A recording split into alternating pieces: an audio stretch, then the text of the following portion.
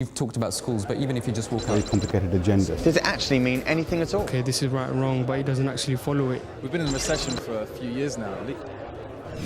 Real stories, We learn from one another. real issues. Is Islam a threat? And real views. This is Real Talk. A'udhu billahi minash shaitanir rajeem. Bismillahir rahmanir rahim. I'd like to welcome you to a new episode of Real Talk. I'm Mansoor Clark and I'm recently joined the Real Talk team. I'd like to welcome my studio audience and our esteemed panel of guests. And most of all, I'd like to welcome our dear viewers at home. Assalamu alaikum rahmatullahi wa barakatuhu. Today with us on the panel, we have Zahid Khan Sab, the head of the Qaza Board. We have Rafiq Ahmed Hayat Sab, Amir Jamaat UK. And we have Arshad Ahmadi Sab, Secretary Ishad. The topic that we're talking about today is marriage. And in particular, those matrimonial issues that can come about as a result of, before and after marriage, and the area and circumstances around which that marriage occurs. Let's get the discussion rolling then. Amir Sab, why do you think there's been such a shift in the attitudes and the way that people think about marriage in the past decade or so? You see, I think primarily that it's the media which has had influence on our youth. If we go back a little while, even going back to my time when I got married, attitudes were very different. We were not influenced so much by the media. And at that time, we followed the advice of our parents. And in my particular instance, I can tell you that, when it was time for me to get married, my mother spoke to me and said, "What type of a wife would you like?" And I gave her my indication. And then she, at that stage, because there were a very small community in the UK, she went to Pakistan and found my wife. Okay. And she told me that this is the lady you're going to get married to. And I was perfectly happy. And indeed, there's an interesting story, if you'll give me just 2 seconds. I did not see my wife until she arrived at the UK border agencies. Okay. And I was called in by the agencies because they wanted to ask me a couple of questions. And the person who was interviewing me, he asked me a number of questions. And then he said, "Have you met your fiancée?" And I said, "No." So he smiled and he said, "Come on, I'll introduce you to her." So, those were the conditions in those days. What I now find is that attitudes have changed. People are too much influenced by media, even our own children. And what they now demand, because especially those living in the West, or indeed in the East now, media has such an influence that they demand that they first want to see the wife, see the prospective person, talk to her, have time with her to understand her. The whole Islamic marriage is based on taqwa. And, if people have taqwa and if they have qawli-sadid, these are the two essential elements. These are the basis of bringing two families together. The Islamic marriage, or the way the Islamic marriage is conducted, it is that to bring two families together. Yeah. And the family should be hamkof. They should be, compatible. Is the question. Okay. Well, what we'll do, Amir Sab, if you don't mind, what we'll do, we're going to touch on this in a bit later on. Zaid, if I could just bring you in, where do you think the problem actually lies in terms of the attitude of the youth nowadays that are getting married? Where do you think the problem actually lies in regards to their attitude? Attitudes are formed by the influences of the social climate around them. So we can never get away from this aspect that we live in a society which has social climate which perhaps is not aligned to our own social climate that we would like to harbor. So obviously, if you live in that society, you are going to be influenced to a large degree by that. There is no getting away from that fact. Yeah. We do not live in a cocoon. We are not totally sheltered from it. Yeah. Our children are overly exposed to it in the school, in the street, on the television, in the newspapers. Yeah. So we see that this is the attitude of the society that we live in the West. So we're heavily influenced because of society, as Amir Sab said about the media and the society. As Amir Sab has said. So that is going to obviously influence. Now, cohabitation has become such a common thing that only 10 years ago that it may not have been so common. But now perhaps over 53% of couples, or 70% in some reports, cohabit for the first time. Cohabitation is also, I mean, something that happens a lot in the West as well. Ashraf, you've stayed quite a long time in the West, and you've had many positions in the Jamaat as well. In terms of the amount of time that you spent in the West, how have you seen almost a metamorphosis of the way that the youth are starting to think now? Well, we came at the same time as Amir Sahib, and I think Zahid Sahib arrived a year before me in the late 60s. And we've seen the transition of the social behavior. And we were teenagers when we came, and since then we've married and become fathers ourselves and grandfathers now. And so I think the influences are very different, what as Amir Sahib pointed out earlier. It's very open now. There's so much promiscuity, so much on the internet, everything is there to infiltrate the minds of youngsters, impressionable youngsters. Now where our children come in, you see, they are in a predicament. You see, because they have so many influences tagging at them. The Western behavior of their colleagues, their people at school, peer pressure. And from our Jamaat, which shows us the right way. And there's a cultural issue as well, that now our youngsters are facing. And obviously we have the guidance, we are very fortunate that we have the rope of Khilafat to hold us forward. But for the youngsters themselves, we have to look at it from their point of view. They are in a very difficult position, and they need guidance, they need love and tenderness to guide them through this very difficult period of their lives. It's interesting that you mentioned that. I mean, I guess we have a group of Khuddam with us here today. What do you feel? Do you feel that, say, well, over the past decade, when you've actually been thinking more about marriage, for example, do you think that nowadays the concept of marriage has become somewhat less important, as it were? Is marriage less important? Let's say that. Yes, please. I think times have probably changed in terms of now we see in this today's society there's a lot of elements of girlfriends and boyfriends, and I think the reason why that is because people aren't able to commit themselves. And there's a lack of commitment to each other, but also as Mir Sahib and the panel have suggested quite rightly, that there's people they're basically there's more demands on each other from the girl side and the boy side, which makes it difficult. But also the other thing, I think the reason why there's not enough marriages or people aren't going towards that side is because of the fact is they find satisfaction outside marriage, which means that they don't need to marry. And this is, I think, which is the predicament as we're facing at the moment, which I feel. I guess these kind of go into more like the problems of marriage, right? As in like why people aren't going towards that. And quite rightly so, people are almost scared of commitment nowadays. They say, well, tying us down to, say, one person will limit us. It limits almost our horizon. Zahid Khan Sahib, we're talking about, say, the purpose and the ideologies behind marriage, but in terms of the Islamic principle, what does Islam say about marriage? What is the Islamic principle of marriage? Well, when you look at the Holy Quran and you look at the Holy Prophet ﷺ, he said, marriage is my way. And he who follows my way is of me, who discards it is not from me. So this is clear indication where the basis for marriage lies within Islam, that this is the only way that we have. There are many verses of the Holy Quran which point out to the purpose of marriage, and different aspects of marriage have been highlighted in that. Nisa'ukum harthul lakum, your wives are a tilth for you is one. And then Allah says, do you not see in my creation that I have created everything with a purpose, that I have created you from a single soul, man and wife, so that he may find comfort in her.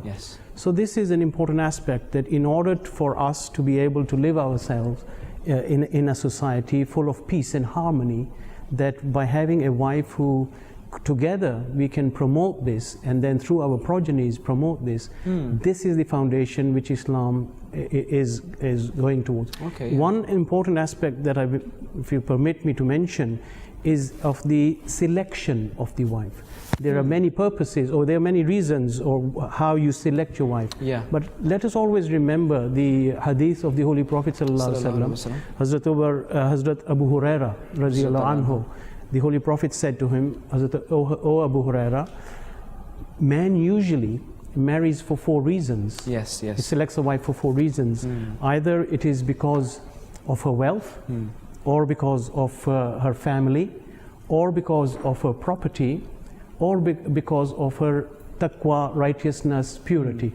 And you should give precedence to her taqwa. Yes. This will make you humble. Definitely. So this is, as Amir Sahib pointed out, that this is the basis of our marriage, and basis of marriage within Islam is that our selection and our going forward it should be on all these, be based upon taqwa. One minor thing that I would like to add to what has been already said is about the courting process or not the courting process.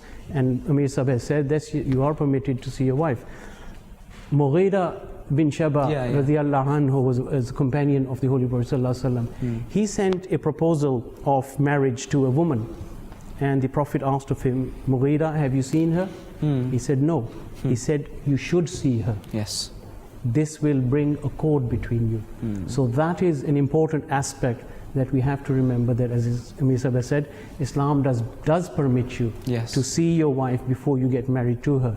It may be for a very short period, it may be within the confines, but still the Prophet of Allah has permitted it. He understands human nature, right? He understands that people do need to. I mean, obviously there is also the hadith which mentioned the beauty of the person as well. So beauty is obviously, we're human beings, and there is something there. We need to do that. But something that was very important that was just touched on there was the spiritual qualities of a person. That you need to, when you're looking at someone, you need to see the spiritual qualities. Do you think that in nowadays society, we're losing that whole touch? We're not looking at the spirituality anymore? Yes, please. Assalamu alaikum. Wa alaikum assalam. The way I see things is that when you're looking to build anything, you need to have your core very strong. And similarly, when it comes to relationships, if you don't have your core relationship strong, and that is your relationship with God Almighty, then you can't expect to have, or even if you do have any wrong expectations, that they're unfounded, that your relationships with other people will be strong as well. Now, this is the point here, for example, which Amir Sahib had mentioned earlier on, in terms of when he was introduced to his wife. These days people are looking to, say, I need to meet her, I need to date her, I need to take her out. And what they're failing to realize is that, and what they're failing to do, is actually turn to the all-knowing God. Definitely. And ask Him for His advice and His help. And what they're doing instead is they're actually turning to themselves and their way of thinking and what they perceive to be. Trying to work out the answer of that unknowing question themselves. I mean, it's important always to remember the advice that God has given us. In terms of this, Amir Sahib, what advice has the Khalifatul Masih al-Khamis given to us? Well, firstly, can I just quote from the saying of the Holy Prophet Muhammad sallallahu alaihi wasallam? He says, if Allah grants a Muslim a righteous wife, this helps him to preserve half of his religion, his faith, and he should therefore fear Allah as regard to the other half. Yes. Now, this is a very basic thing that, Islam continues to encourage people to get married. Of course, Khalifatul Masih al-Khamis has also continued to impress the importance of getting married early to our youth. Yes. And he says that you should not wait until this has happened or that has happened. The best time to get married is as early as possible. Also, both from the boy's point of view and from the girl's point of view. See, from the girl's point of view, there's a certain period which is the peak period in which the girl should get married.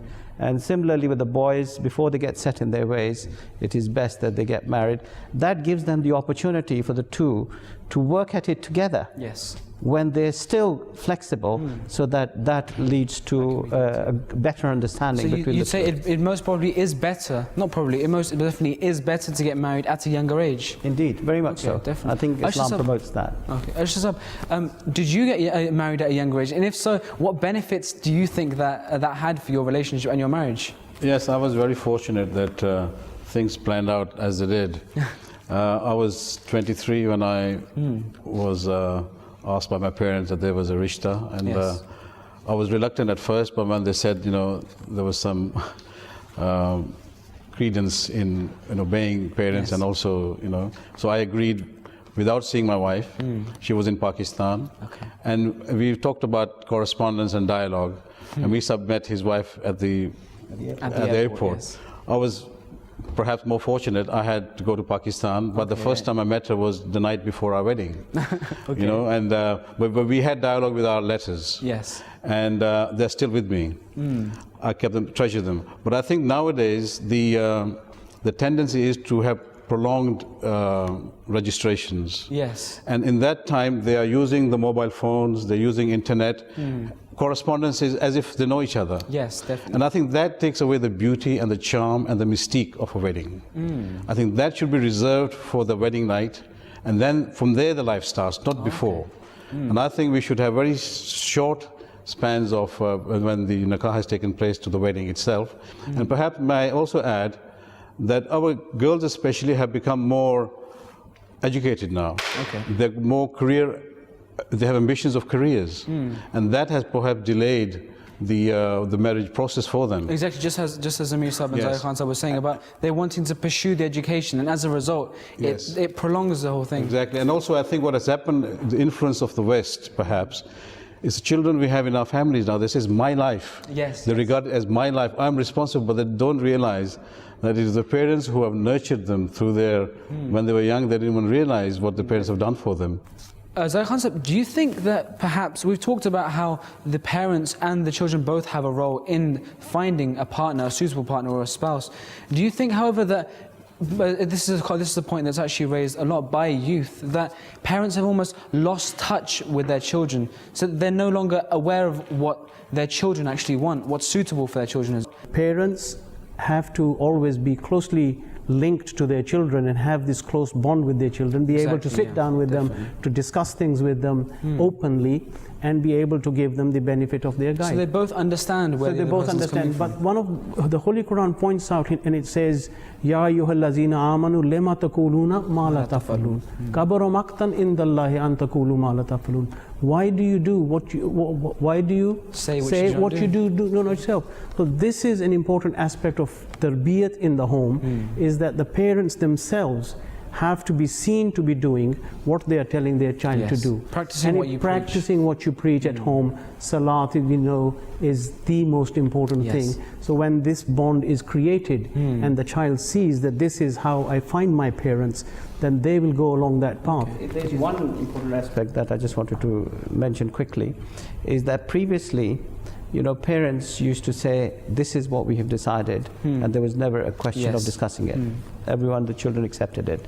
Now we live in a society where that has changed slightly, and I think the parents also have to change. Yes. You see, the children now living in this society want to know the reason why you have made a particular decision. Definitely. And I think it is very important that the parents do try and address that issue properly, rather than just demanding and saying, no, we've decided and you've got to do it. I think that's the wrong approach. The parents have to rationalize to their children why they have chosen to go down a particular path, and I think that is a very important aspect. Arshad Saab, we were talking about a close-knit family and how the parents and the children understand one another, and only then with that communication can we come to a decent decision about a potential spouse. Now, for example, when you got your children married, for example, how did you manage to create that communication between them? Do you think it's, I mean, a lot of people now raise the issue that, well, our parents simply don't listen to us. They seem to think they know what we want, but they don't actually really know what we want. I think a good foundation of a family unity is based on nourishment. Spiritual nourishment and physical nourishment. And I'll elaborate a bit more on this. Spiritual nourishment through salat. Okay. If a family prays together, it stays together. That's the number one criteria we should have. Salat teaches you a lot of things: discipline, obedience to the head of the family, everybody in unity. It's an excellent example for fulfilling the reason of our being, which is to worship God. Yes. The second is physical nourishment. Family that eats together stays together, because I think we benefited from the fact that we used to have at least one meal together at home with our children, either in the weekend on a breakfast time or weekdays definitely at dinner time. But everybody sits together. We talk about, my wife talks about her day, whatever trouble she had, what good things she had, and my son and my daughter talk about their experiences at college or at work. I think this bonding, you can call it, of the family, and we can speak freely. And also I realized ask forgiveness yourself from your children. If you've done something wrong, you've been hard on them, say, I seek forgiveness from you. Please forgive me for that. I was wrong in that. I think we should be bold enough to admit our faults. Yes, definitely. Not just be reprimanding our children all the time, and give them credit where it's due. And I'll finish on the aspect when you asked me the benefits of early marriage. I didn't finish that. Yes, okay. I had young children. I had Waqar when I was only 25, so our gap was very little. And I still beat him up squash because we played together.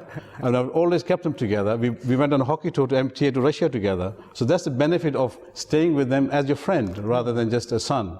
So I think that bond has to be there, and if you marry early, you'll set up that bond as I think this gentleman is looking forward to. I'm sure you'll enjoy in future, inshallah, a lot. Okay, one of the things when you sit on a table, as Arshad mentioned, is that even if the child doesn't say anything, through the body language, you know when there's a problem. Yes. You know, and that is very important. You can address it there and then. If you don't meet together on a daily basis in a particular environment where you're spending some quality time with your children, then you find that you completely miss it, and everyone's going their own way. It is very important that the mother should always be at home to receive the kids when they come from school. Definitely, yeah. It's a very important aspect, and therefore this whole issue about going out to work and neglect the children is also part of the problems that we're experiencing. I just wanted to ask the audience a question.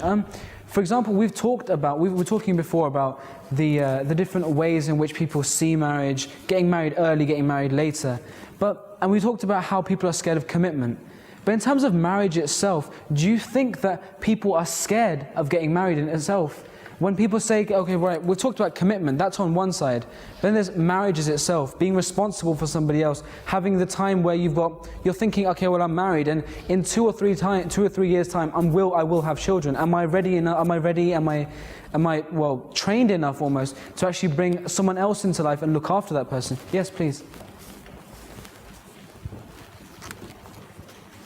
Yes, I agree. It's a very big responsibility, and it can be scary. But I think the important thing is to have trust in Allah. Yes. Because as we know that Allah has given us the guidance that we should get married. Yes. So if we put our trust in Allah and we try to follow Allah's guidance in our marriage and in our family life, then inshallah, Allah will take care of all of these things. Okay. Yes. Please, yes, sir. Yeah, I think just touching on that point earlier on, I think from personal experience, I think going into marriage without divine guidance, without prayer, is a gamble.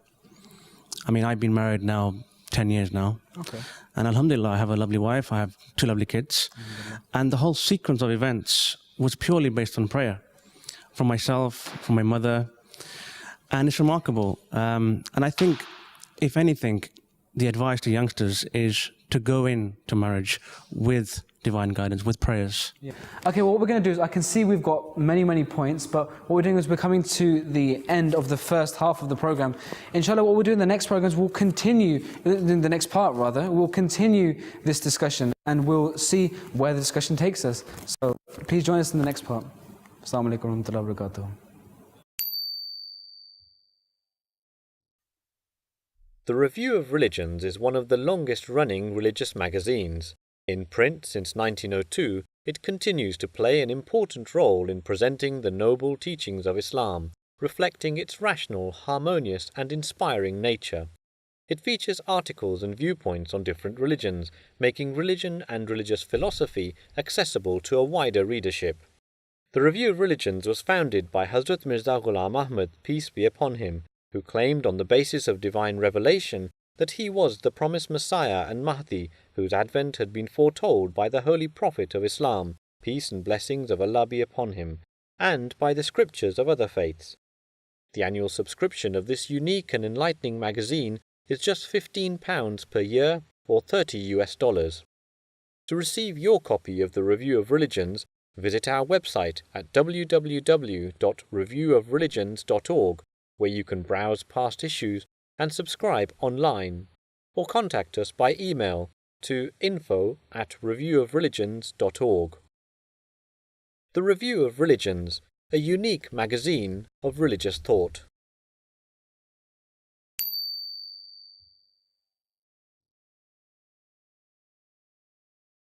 Welcome back to part 2. What we've been discussing in this program so far are the marital issues that can occur before and after the marriage occurs. What we're doing today is we're discussing these issues. We're trying to get together and understand these issues and try to understand how we can come across and how we can actually sort these issues out and how we can solve them together. So what do you think, Zahid Khan, what do you think are the main problems that the youth are facing today then? In terms of this, we're talking about like a lack of taqwa, we're talking about a lack of tolerance, but in your view, being the head of the Qaza Board, you can obviously see the problems that arise. In your opinion, what are the main issues that are coming up? You see, as you know, Qaza will obviously deal with marriages at the last hurdle, but sometimes I will sit back and consider a case and I will still I'll not be able to imagine how this marriage broke down, for a start, you know. Some of the issues you will read and read again and you think, what are the issues? There are no issues in this breakdown of marriage. I cannot understand why this marriage broke down. And it comes back to the fact that there is very little tolerance within people. Human nature has transformed to a large degree. Perhaps it is because of the society and the age we live in that there are so many pressures upon us. There are pressures from our work, there are pressures of finances, there are pressures of our children, there are pressures of our peers. And often it is all these tugs that you're being pulled about, that these are the pressures and people are not tolerant. Altruism is something that is of an extremely important nature. If you have an altruistic approach to life, in that you look at the other person's welfare and sacrifice your own. Within a marriage, you look at your wife's welfare and sacrifice your own, and the wife at the same stage looks at your welfare and sacrifices her own, then that goes a long way to making a happy marriage. You have to give and take in all aspects of marriage. And from that, it is such a big transformation from living on your own, right? You're perhaps independent, you're financially independent, you may not be living under the roof of your parents anyway, and then all of a sudden to take on all this big commitment. And let's not beat about the bush, it is a big commitment. You are looking after another person, so and therefore it's a sharing of things, isn't it? So once you have to have a sharing of everything, you know, then the problems tend to seep in. But if you work through those problems, and some of these are minor problems, and they should never be allowed to get to that point. So that is the thing which is important, is that people have to give and take, and the issues are not normally that great. There are certain larger issues, but they're very infrequent in our Jamaat. In terms of tolerance, I mean, we're talking about how tolerance is a major factor in a successful relationship of any type, including marriage in particular. So do you think nowadays the tolerance levels almost have decreased? I mean, with, say, maybe we can say that the lifestyles weren't as busy as they used to be. Now they're more busy, we have to work more, there's much more influences on us that we have to actually bring our tolerance levels down almost. Yes, please. You see, at the end of the day, times will change, and with time, different times, you'll have different challenges in life. But the one thing which hasn't changed and will not change are the Islamic teachings. And I firmly believe that if one sticks to those teachings, understands them fully, and then adopts each teaching to their own life, then they can face any challenge. It's as simple as that. Otherwise, we will continue to find excuses that, you know, I have these problems now, I have that problem now. But, you know, they can all be very easily resolved if you follow the teachings. I mean, it's always easy to find the excuses, it's harder to find an answer to them. And the answer is present here in the teachings of Islam. Absolutely. So, yes, please. See, I think we all, the general consensus is no one denies the spiritual beliefs, you know, from the blind faith to the teachings across the board. But I think if you look at your core point of tolerance, marriage is, without a shadow of a doubt, going to be the single biggest challenge anyone faces, in terms of that this is someone that you're going to commit your life with. You plan to do this for the foreseeable future until you die. Exactly, yeah. And when you look at future generations, this is not something, you know, as Dr. Zaid Sahib has mentioned, that it's not something that you take lightly. So the spiritual side is, without a shadow of doubt, the most important, but you also have to look at the practical and reality side of it. Yeah. So the challenge is that I believe that every day is a challenge. Every day is a new day, and you should be thankful to the Almighty for all of your achievements. However, marriage is about the give and take, Yes. but there'll be problems and there'll be joys and there'll be sadness. And that is the key aspect of building up. You know, your best friend will effectively be your partner. Yeah. And if your children see that, your children are your future. As our young colleague next to us, you know, he's still, I see it as in his honeymoon period. But being married at a very young age, it's a blessing for both him and his wife that they're actually going to be very young, even after their children have departed home. So again, tolerance is a very, very important thing, and then for a marriage to work, you have to have that tolerance factor. So I think the trust of where, if you look at the media or the Western societies everyone has lived in over the last 60, 70 years, there's been exposures anyway. Yes. But it comes down to the fact of whether you have school best friends, college best friends, work good friends. Here, your partner is going to be your life and soulmate for the future. Yeah. So you have to be as open and trustworthy and build that base on the base of that. You know, as Amir Sahib said, it's very easy to break things. Yeah. You know, you can break a china cup very easily, but mending it is very difficult to bring it back together. So yes. I just wanted to make the point that a lot of youngsters they look upon marriage as being, you know, a responsibility, you know, that this is a big challenge. And just what you said earlier, that, you know, from living with parents, all of a sudden I'm in a house now, you know, looking after my wife. But I think on the flip side, you know, God teaches us that one of the main benefits of marriage is companionship. And I think that, you know, it doesn't have to be all a challenge. It doesn't have to be all a responsibility. Yes, definitely. I think you can enjoy that as well and enjoy the companionship. And, you know, a problem solved is a problem halved. You know what I mean? It's like it's or the other way around. But you know, and I think the two should be taken side by side. Yes, it is a responsibility. Exactly. Yeah. Yeah, exactly. We should remember the fact that marriage isn't a bad thing. Marriage is one of the most beautiful things that can happen to us in our life. And it's always important to remember that the reason why we're having these sort of discussions, the reason why we discuss these issues, the reason why we talk about tolerance and understanding is that we can make that experience even more beautiful than it already is. And the fact is that, alhamdulillah, by the grace of Allah, the majority of marriages do work. The majority of marriages are successful. And one or two small differences in a marriage or arguments even, that doesn't clarify, that doesn't say that this marriage is unsuccessful. In fact, they say that when you have those small differences, when you're on that level with your partner, to have that difference and to discuss it and to have that maybe even heated converse between you, it shows that you're there and you're trying to understand one another. So in fact, it actually testifies to the marriage working. And at the end of that, we need to understand that it's all about the harmony that's actually being created there by our tolerance levels. Yes, yes. You know, I couldn't wait till I could get married. And so I don't know what the issue is. And when I got married, just before turning 24, I didn't have a job, I didn't have a house, but what I did have was the support of my family. Yes. And my wife and I then started our journey together. And alhamdulillah, we now have the luxuries of life, but we started the journey together. And you know, as Mubashir just mentioned, a lot of people are looking at marriage as something like a huge trial, you know, or something which they have to face. Yes. It's not. It's something which is very beautiful, but as long as you do it correctly. We were talking about how love actually comes about and the real meaning of love, as it were, and not this fake love at first sight. Not to say that you can't fall in love with someone at first sight, but the fact is that then grows into a real state of love. I really wanted to ask you, it's almost a personal question, but you said that you were married, you saw your wife the first time the day before you were actually married. So how did you build this love up inside your relationship? Before I embark on that subject, I'll just like to add to that love thing. There's a popular saying love is an infectious disease and marriage is the only cure. Because you know that's where you can't have love outside the bonds of marriage. Yes, definitely. Now to the other point, you know, it's a journey for you and your wife. It's a new life completely.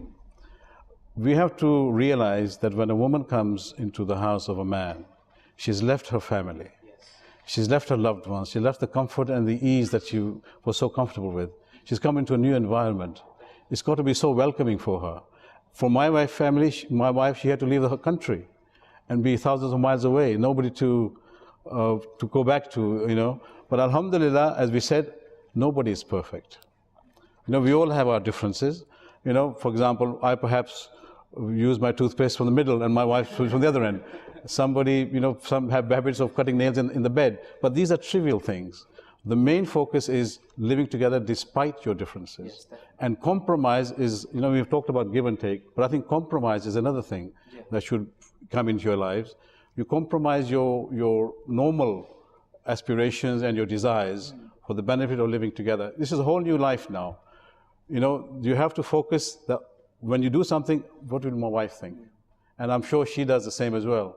And this is how I think you develop. You have your arguments, but always be the focus if you have God inside all the time. Definitely. Taqwa, not just the fear of Allah, but the love of Allah. The love of Allah, yes. That will, you know, imbibe you even stronger. That true love of Allah makes you love your partner even more, because you love them not only for their sake, but you love them for the sake of Allah as well. And also for the sake of your children. Yes, definitely. It is very, very important that even if you have your squabbles, don't do it in front of your children. Especially in Southern Asian communities, we're known to have a very, very close, tight-knit family relation.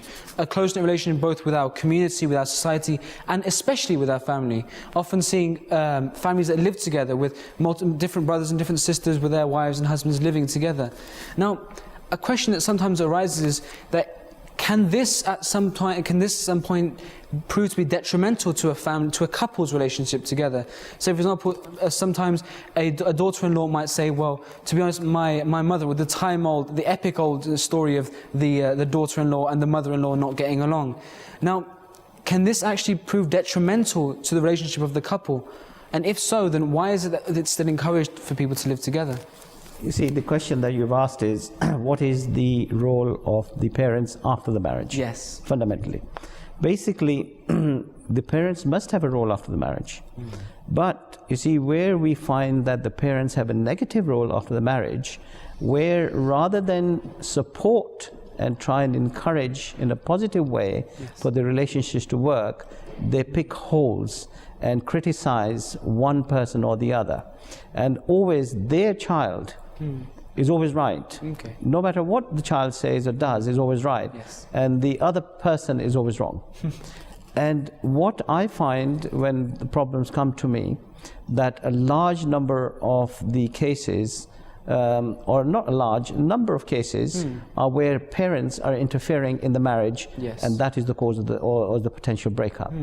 Now, this is sometimes, you know, in the Jamaat we have a nizam which is called the Islahi Committee. Yes. When these cases come to us, I refer them to the Islahi Committee, and sometimes we actually have to ask the parents to leave the children alone so that the children can try and work through their differences together rather than parental interference. Now, where the parents play a positive role and they look at the issues, and on taqwa, they actually try and make sure that whoever is the wrong party is told to reform, then you find that that brings the children together. That improves the bond, that improves the health of the union. And it is very, very important that the role the parents play can either destroy a marriage or can bond the marriage together. What we have nowadays in the society is that we're told that, for example, a person or a man, usually as it said, should be an independent person. He should be someone that, again, has settled down, has his money, has his car. When he has a wife, he can look after her. Again, we also have when someone gets married, for example, they should move off, they should be independent, working as a family. And this is sometimes almost encouraged as well, to move off and be an individual family. So how does the benefits of being in a tight-knit family relationship, how does that coincide with the encouragement of being an individual family? I think there are benefits from both points of view, if you look at one at a time. Yes. I was fortunate to live with my parents when I got married for just under a year. While my wife was able to learn from my mother, and she was a willing learner. Yes. Not just cooking, but other things of values, of principles of Muslim life. And then when we left, and we found our own home, it was our home. Yes. It wasn't my home and you're coming into it. It was our home together. We built it together since then. Definitely. But if you are going separately straight away, so you're a set man, you got a nice job, you got a house, and you bring a wife in, there can be some complex there that, it's all his, and I've just come into his world. Definitely.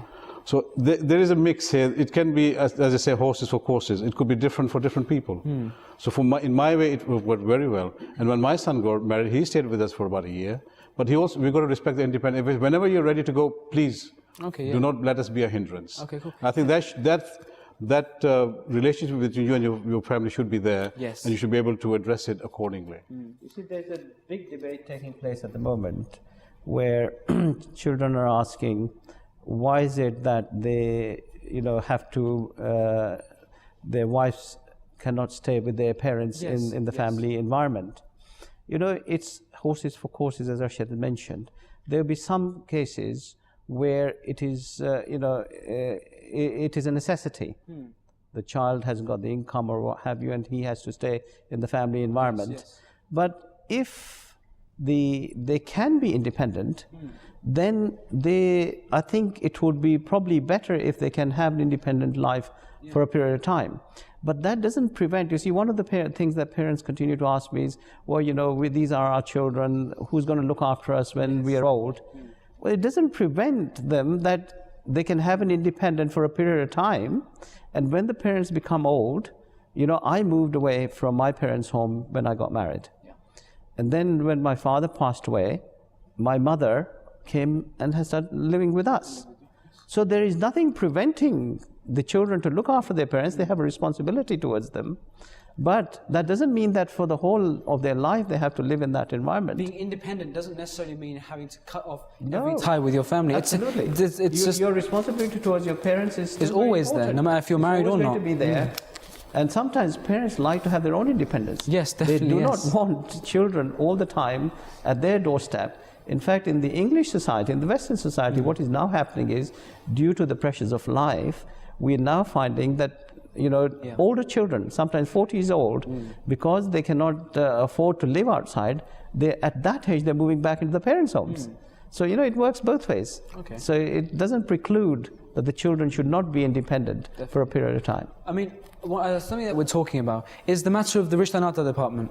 Now, the Rishta Nata department is something that brings a man and a woman together through the system of the Jamaat. So, could you please elaborate more on the needs and the aims of this? Let me explain this.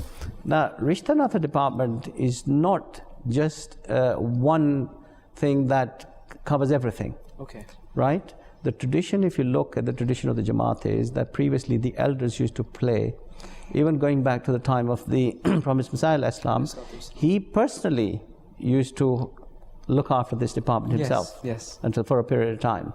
And then the Khulafas have also personally looked after. Now the thing is that the Jamaat has provided a facility for members to use the Rishta Nata department. Yes. Where there is no force in this, where parents who want to use this facility, then they're welcome to come and use this facility. Now, in the past, there have been some issues where people have said that for one reason or another, they haven't felt comfortable coming there because they don't feel there's privacy. We have tried to address all of these issues. Yes. We had made sure that now the Rishta Nata department is run on a more efficient basis. Yes. And we are also trying to develop the thing further so that it makes it easier for people to make use of the facilities there. We have now created a website where people can actually register with the website, and they can go onto the website and look at profiles. It will not give detailed information, but you can look at profiles, the boys or the girls, they can look at profiles, and then they can select what type of rishta they want. Yes. And then that gets reported back to the Rishta Nata department, and the individuals can contact the Rishta Nata department to try and further the option. Okay. Well, how many of you actually knew about this? I mean, the fact that the Rishta Nata department, we've all heard of the Rishta Nata department for a very long time. And I guess sometimes it used to carry a stigma with it as well. Okay, well, if someone can't get married, then they'll go to the Rishta Nata department. But hearing what Amir Sahib has to say about it, about how much the Risala department has actually improved itself, about how much of a beneficial service this is in the Jamaat. How many of you actually knew about this, and how many of you, what's your opinions on what you've heard about this? Yes? I'm fully aware of the department and how long it's been in existence. And it's not for any lack of marketing from the administration. Everyone within the UK knows of this department. It's a core member of the armour of the department of the UK. But I think we need to take a step back again of the reason that the true success of it is not seen is because how people have made a wrong perception of how the department is basically executing its responsibilities. Yeah. And it really comes back down to the parental or the people within the families of how they're actually, what are their demands and what are they looking for. And if they take that step back and they have the taqwa and they have the simplicity and the humbleness to go and achieve of what they're looking for their son or for their daughter, then this department would be a success without with little effort. Because parents would not come with those huge demands, or individuals wouldn't come with those huge demands. But if they utilize this department to the max, then really I think the issues that are faced within, not just within the organisation of matrimonial issues, but then the marriage rate will excel quite rapidly. Yes, definitely. Obviously nowadays in today's society where divorce unfortunately is becoming more and more of an issue worldwide, as it were. So in the Jamaat, when we come across, say for example, if God forbid a couple falls onto the rocks, their relationship is starting to disintegrate, as it were, what does the Jamaat do? How can the Jamaat in fact help that couple?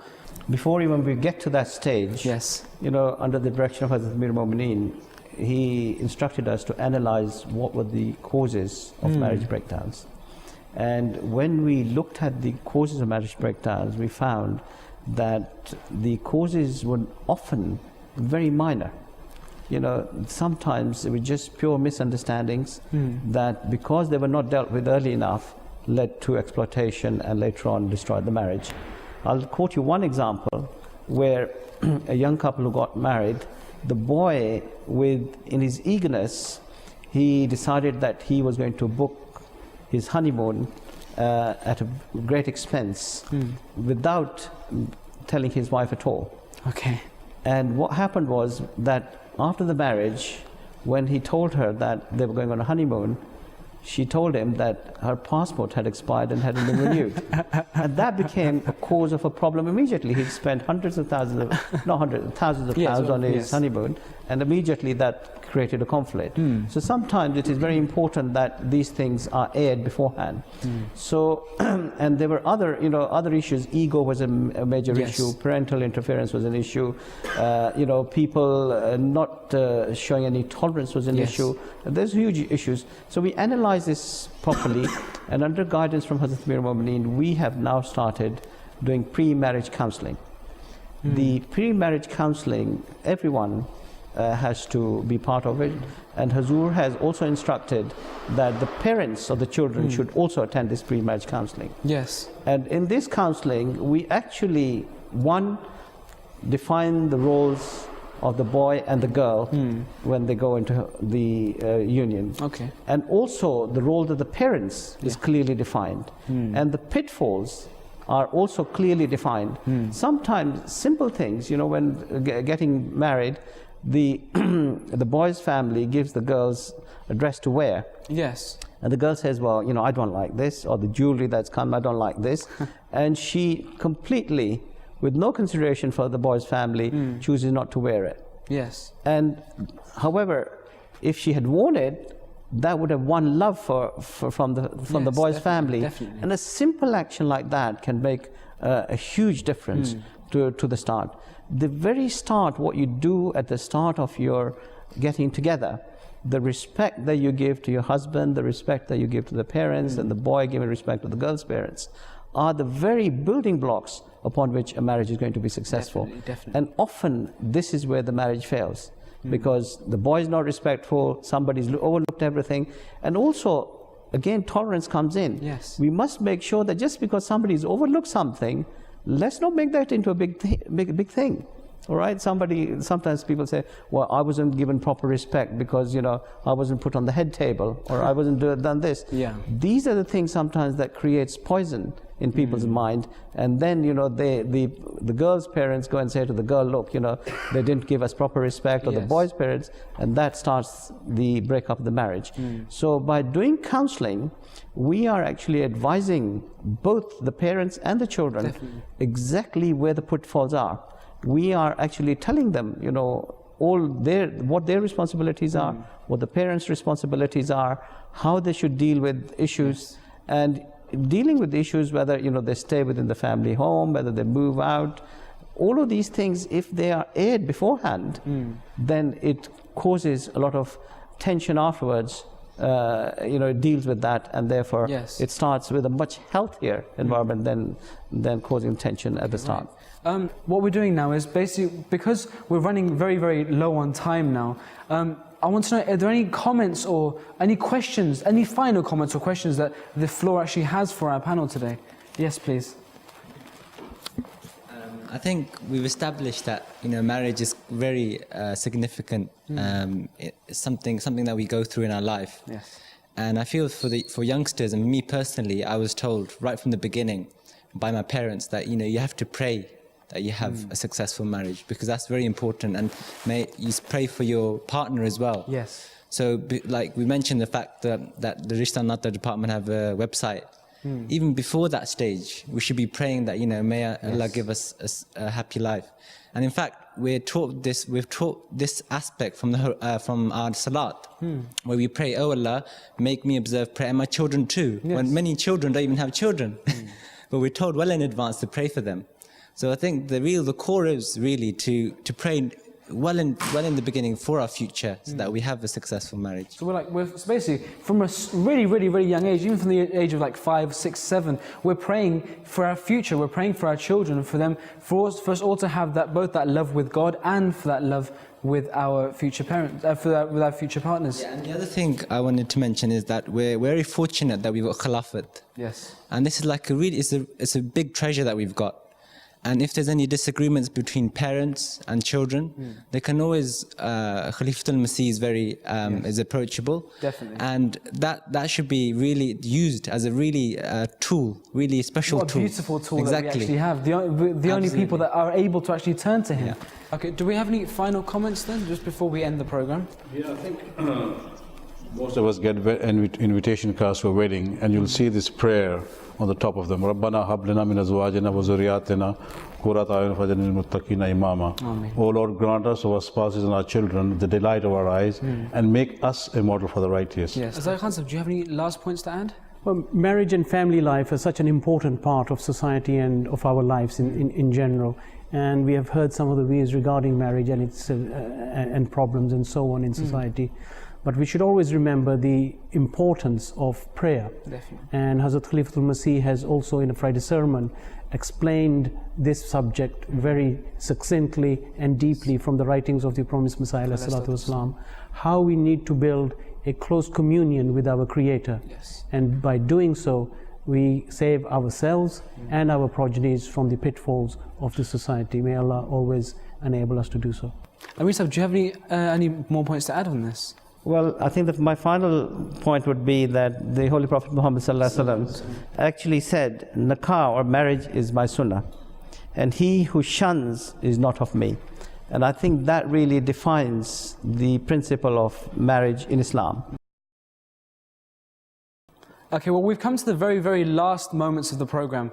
I hope you've enjoyed watching and listening to us, and as we discuss this very, very important issue. I'd like to thank my studio audience, my esteemed panel of guests for today, and most of all, I'd like to thank my beloved viewers at home. Jazakumullah ahsan jaza. I hope and pray that we will meet again in the next episode. Jazakumullah ahsan jaza. Assalamu alaikum wa rahmatullahi wa barakatuhu.